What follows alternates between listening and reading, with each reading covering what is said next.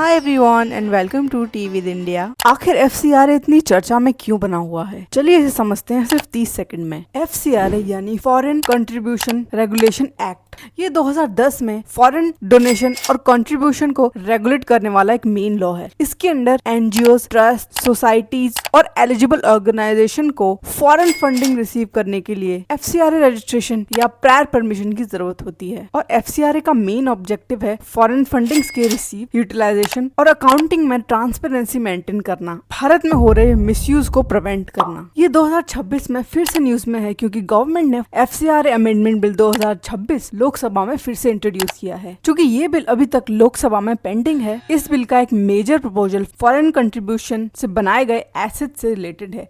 अगर किसी ऑर्गेनाइजेशन का एफसीआरए रजिस्ट्रेशन एक्सपायर, कैंसिल या सरेंडर हो जाता है और प्रिस्क्राइब पीरियड में रजिस्ट्रेशन रिस्टोर नहीं होता है तो फॉरेन फंडिंग एसेट को गवर्नमेंट कंट्रोल मैकेनिज्म के अंडर रखा जा सकता है। इसके साथ ही फॉरेन कंट्रीब्यूशन की मॉनिटरिंग, फाइनेंशियल अकाउंटेबिलिटी और रेगुलेटरी कंप्लायंस को और स्ट्रेंथ करने का प्रपोजल। गवर्नमेंट का आर्गुमेंट है कि स्ट्रिक्ट प्रोविजन से ट्रांसपेरेंसी और अकाउंटेबिलिटी इंप्रूव होगी और फॉरेन फंडिंग्स का मिसयूज रोका जा सकता है। तो एफसीआरए का बेसिक पर्पस फॉरेन कंट्रीब्यूशन को कम्प्लीटली बैन करना नहीं है, बल्कि उसके रिसीव, यूटिलाइजेशन और अकाउंटेबिलिटी को रेगुलेट करना है। Thank you for watching and see you in the next video.